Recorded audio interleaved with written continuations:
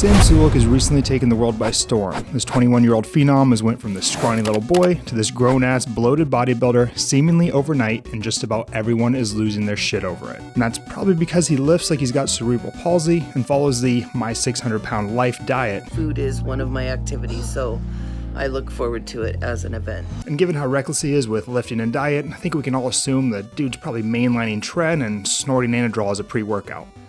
All jokes aside, I'm a huge fan of everything that Sam's doing. I love his haphazard approach and just the fact that he eats a shit ton of food and lifts heavy weight and doesn't give a shit about anyone else. I would take him any day over these broccoli top, dangle earring wearing kids.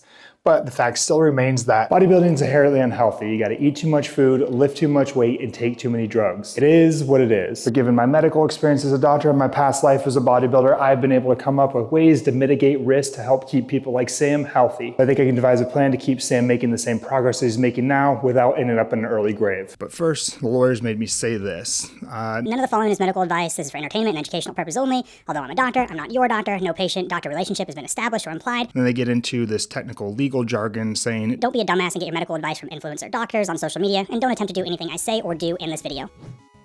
So let's keep this dude healthy and safe, and even though we should be starting here in the kitchen talking about diet and lifestyle, since it's probably the most important part, none of you guys want to hear about that, and that'd fuck up my engagement, you'd all leave. So first, let's talk about drugs. Got some of my own right here.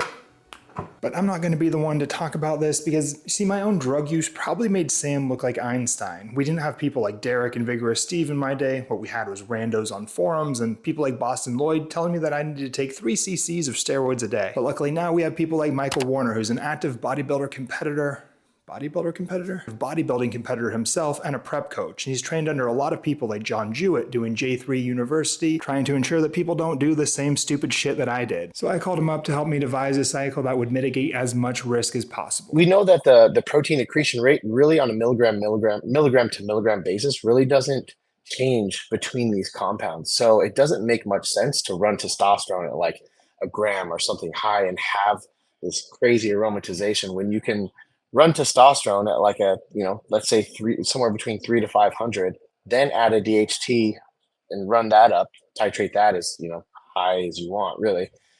Go from there, you kind of modulate that stack design, mitigate any type of deleterious effects, and not necessarily you have to use an AI or a SERM at all, and then throw in an androlone. In off season, I typically wouldn't use something like trenbolone.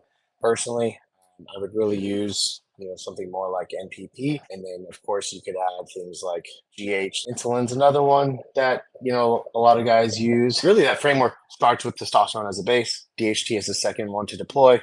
Then nandrolone at the end. Okay, here comes my expertise. Let's talk about some ancillary drugs. When it comes to bodybuilding, one of the biggest issues that we deal with is blood pressure. A lot of the drugs that we take in bodybuilding activate a system called the renin-angiotensin-aldosterone system, RAS for short. This system essentially regulates our electrolytes, our water balance, and the diameter of our vessels, all of which impact blood pressure. And that big-ass bloated moon face that you get on cycle that makes you look like one of those dogs that bit a bee, think RAS. Elevated blood pressure leads to our heart working harder, specifically one of the chambers of our heart called the left ventricle, which is this side, which then leads to something called left ventricular hypertrophy. And I know you might be thinking, yeah, buddy! But just like our prostate, this is a type of hypertrophy that we don't want, because left ventricular hypertrophy can lead to something called congestive heart failure. And I'm sure you've assumed that heart failure is not a good thing. High blood pressure can also blow out our kidneys. And I literally mean blow out. Your kidneys are the first organ that blood hits as it leaves the heart and travels through the aorta. And the aorta is this big ass vessel. It's like this thick, and then immediately hits these tiny little renal arteries. And just like when you put your finger over the hose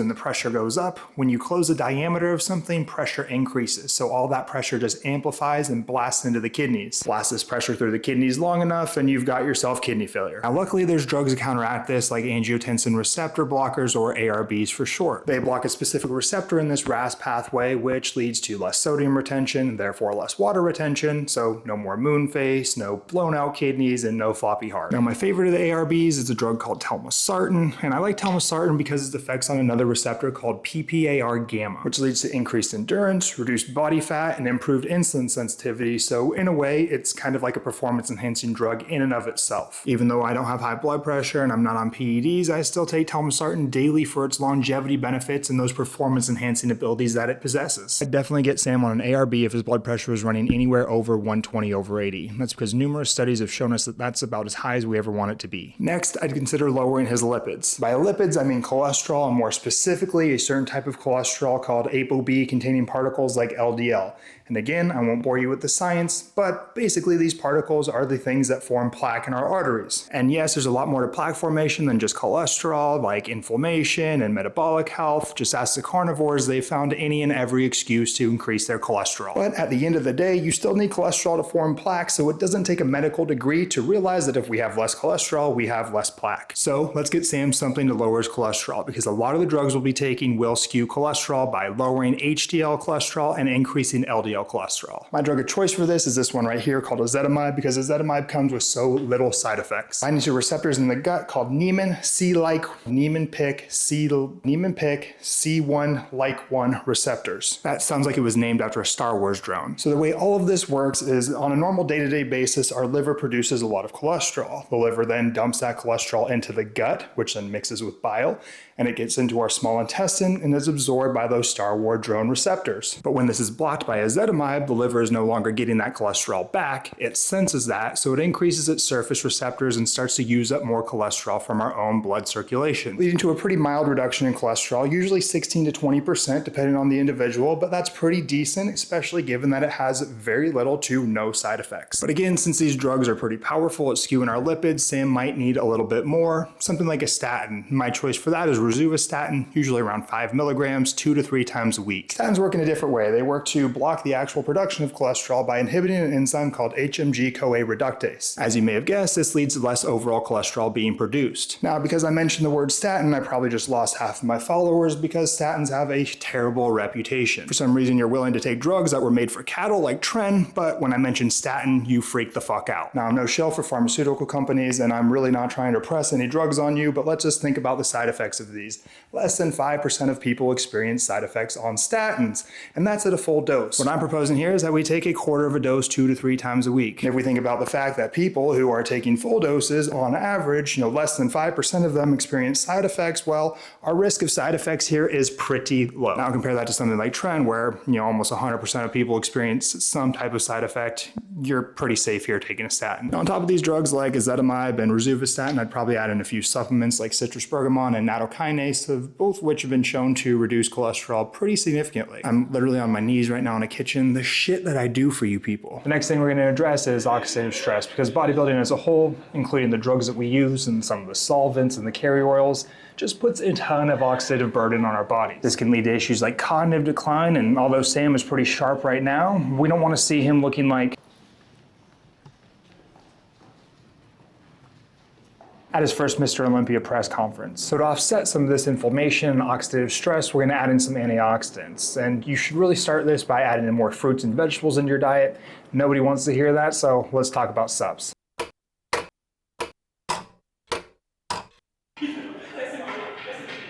It's fucking loud out here. Somebody's having a party. Sorry about that. So to start things off, let's start with N-acetylcysteine, or NAC for short. This is going to increase your body's production of glutathione. And glutathione's our body's most potent antioxidant.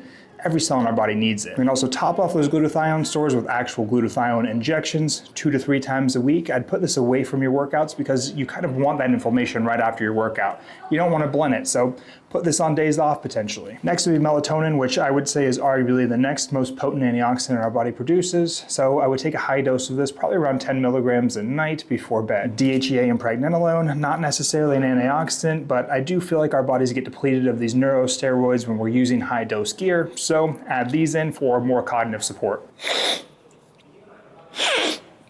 Fuck, that burns. Sulek, which is going to increase BDNF, or brain-derived neurotropic factor, responsible for neuroplasticity, or basically the creation of new neurons in your brain. And next we have actual BDNF, which is cerebral lysin, technically pig BDNF. You're injecting pure brain-derived neurotropic factor into you. This stuff is crazy. It injects like butter. Seriously, I've done like 10 cc's of this, and your body sucks it up. But yeah, this shit's awesome. Got to get it from Russia though. Now let's talk food. The amount of food part of this equation is definitely something that Sam doesn't have a problem with. The fact that he's been able to put on the amount of weight that he has as quickly as he has means that he's not a little bitch when it comes to eating. The problem here is more the types of food that Sam is eating. We want Sam to focus on whole, unprocessed foods here. High in protein, high in complex carbohydrates, low in saturated fat, and low in processed foods. Really, all Sam would have to do here is eat like your standard bodybuilder. Carbohydrates come from things like rice, oats. Protein would come from ground beef, 96.4, chicken breast. Fats would come from things like peanut butter and avocado, and then try to add in as many of these fruits and vegetables as you can. Since Sam will never see this video, maybe you can take this advice and run with it. The problem is, if you just get big following a rational and healthy approach, you're never going to get a big following like Sam has. Which is why I have such a little following, and other doctors who take their shirts off and yell at people in grocery stores that broccoli's going to kill them have millions of followers. So in this day and age, it would seem you're better off probably just going full-blown retard. But if you like my stuff, go ahead, hit subscribe, or use some of my codes below, or don't, whatever. I'll see you in the next one.